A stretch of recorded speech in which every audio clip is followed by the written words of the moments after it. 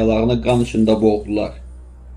Şimali Amerikada isə İngilislər və sonradan Amerikalılar yerliləri öz ata-baba torpaqlarından çıxarmaq üçün kəndləri yandırdı.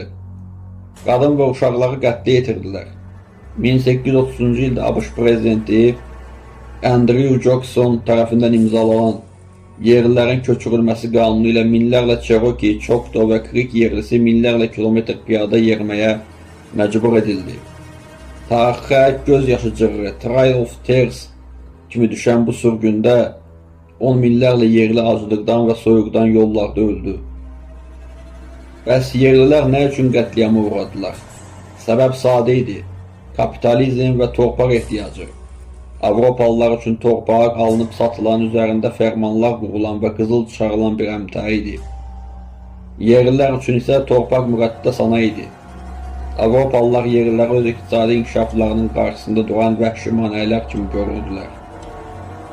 Həmçinin kilsənin verdiyi təlimatla xristiyan olmayan bu insanları insan belə hesab etmir, onları kölələşdirməyi və yox etməyi özlərinə haqq sayırdılar.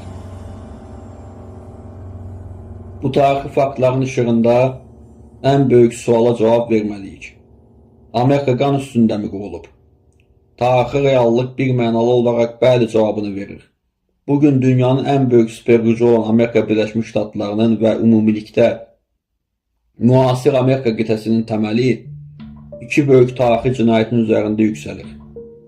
Yerli xalqların soyqırımı və Afrikalıların quldurluq ssenarisi.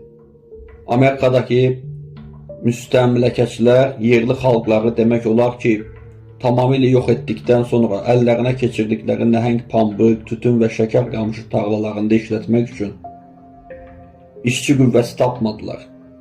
Çünki qızıl dərililər ya ölmüşdü, ya da köleliyi qəbul etməyib dağlara qaçmışdı. Bu da kapitalizmin bu işçi qüvvəsi ehtiyacını ödəmək üçün tarixin ikinci böyük faciəsi başladı. Transatlantik qul ticarəti. Afrikadan milyonlarla sağlam insan zəncirlənərək heyvan kimi gəmilərin ziqzəmilərinə doldurulub Amerikaya gətirildi. Milyonlarla Afrikalı yolda gəmilərdə öldü. Sağ qalanlar isə yüz illərlə heç bir insan hüququ olmadan qırbaç altında müasir Amerikanın iqtisadiyyatını inşa etdilər. Ağ Ev və Kapitoli binası da daxil olmaqla Amerikanın bir çox tarixi binaları məhz qulların əməyi ilə tikilmişdir. Bugün bizə təqdim olunan azadlıqlar ölkəsi Amerika yuxusu, American Dream.